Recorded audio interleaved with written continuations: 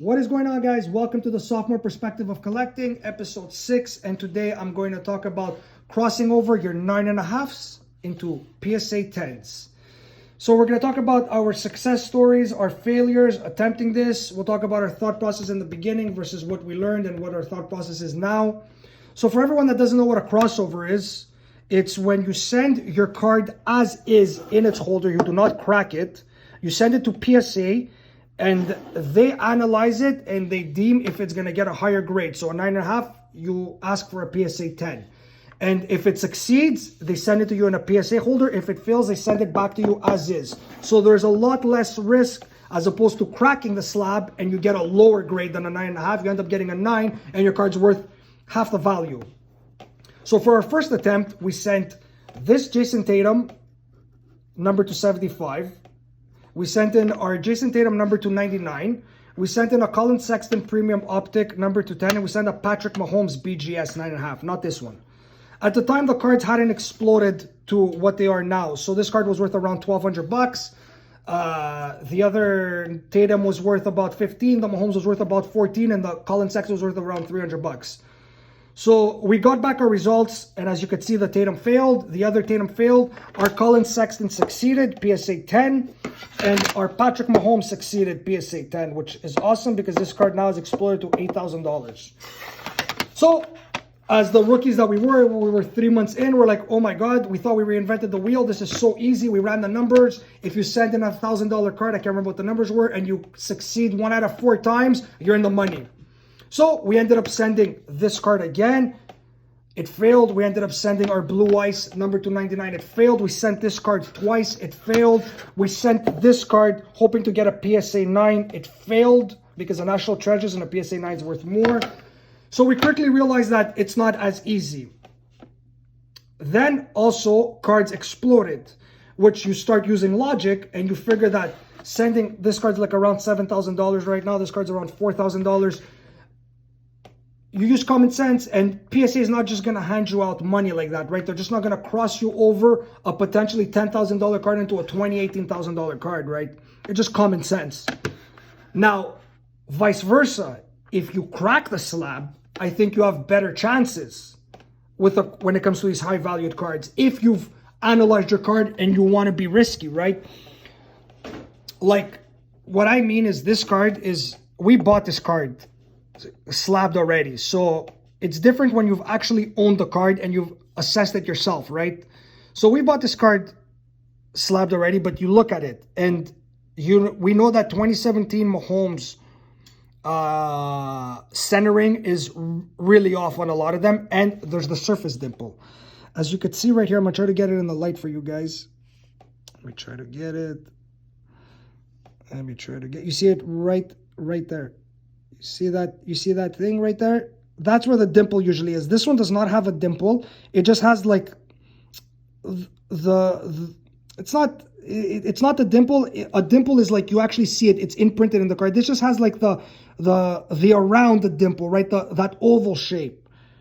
So you know that when a card has a defect like this, PSA takes in mind of that defect, and as long as there's not a dimple there, they're going to grade it more generously. As you could see, our 10 has the exact same thing that I'm talking about. I'm going to try to get it on camera. Let me try to get it for you guys. It's right there. If you see it, again, same thing. It has the contour, but it's not a dimple, and it PSA 10.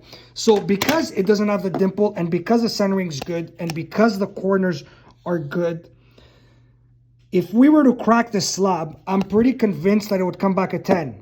But if it doesn't come back a 10, you're risking losing half your value if it comes back a 9, right?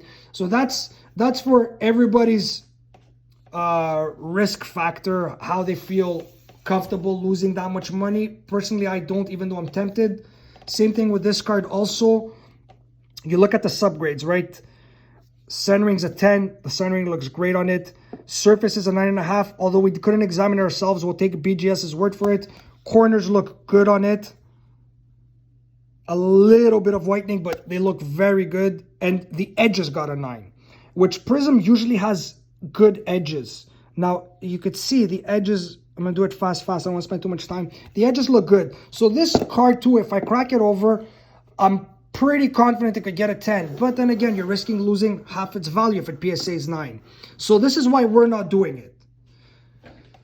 But as I was saying for crossing over, right? Crossing over is a very good strategy if you've had the card in hand and you send it to Beckett because you were worried about a little defect or whatever, and it ended up coming back a 9.5. You could send it to PSA and and try to cross over for a PSA 10, because if they're charging you $50 or $75 and the card could go up $600 in value or $700, it's worth it. Again, with these cards, a lot harder. You're gonna need to crack it, which depends if you have the stomach for it. Like, these are potential cards that I'm gonna send in. This is a 9.5 Tyler Hero Disco Red. This is probably worth around $500 now. I'm confident sending this in and attempting the card getting $1,000 for $50 that they were charging me, or $75. This is another card I feel confident in. We sent this card originally to Beckett because I think it had one print line on it. I can't remember what was the reason. It got quad 9.5s all over. And this card's worth around $1,000 now. So charging me $75 and potentially getting a $2,000 card, I'm confident with not taking, it's not a risk. It's basically you're just losing a bit off your card's value if you failed. Now, it could be a strategy very well used, and it could be profitable, but again, you can't abuse it. And it's also, if you didn't have the cards to your possession, you really don't know. It's hard to examine through the slab to look at the surface. You could barely see print lines on them. So moving forward, we will not be sending $8,000 cards to try to become $16,000 cards, because obviously PSAs are going to hand you $8,000 just like that, right? Just because the grader had a good day, they're going to be more strict on it. But with $500 cards or $1,000 cards, if you've examined them yourself, or if you haven't examined them yourself, but you see good BGS subgrades, 9.5s, and a bunch of 10s, I think it's a really good strategy. Again, you have to assess the value of the card. You're not going to do this with a $200 card to get a $400 card. It's not worth it. It's really not worth it. I think if you just run the math, you're going to lose more than you're going to win half the time, because you're not going to go 100% on it. But crossing over is a very effective strategy if used properly on higher value cards. Again, don't be stupid the way we were and try to send a $7,000 card to become a $14,000 card. It's not going to happen. This card became an $8,000 card today. I'm pretty confident if we sent this 9.5 as it was previously today to get an $8,000, to become $8,000, they probably have not crossed it over. This is just my theory. Again, this is just me using common sense, and there's no way you could back that up because every card's different, right? You could send 5 of these cards and maybe one's going to cross over, or maybe 0 going to cross over, but you can't really back that up. It's just a hunch that I have using common sense. But like I said, overall, what we learned, $7,000 cards to cross over do not work. Maybe you'll get lucky once out of 50 times, but generally speaking, it's not going to work.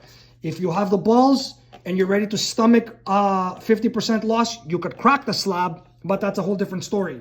But sending cards like this, I think it could be very effective. We will be sending these, and I'll do a video about showing the results. So that's our take on crossing over, guys. You could comment, let us know with your success stories, or what you guys think about crossing over. We like taking a chance on $500 cards, max $1,000 cards, especially when we've analyzed them ourselves. So let us know what you guys think. Take care. Peace.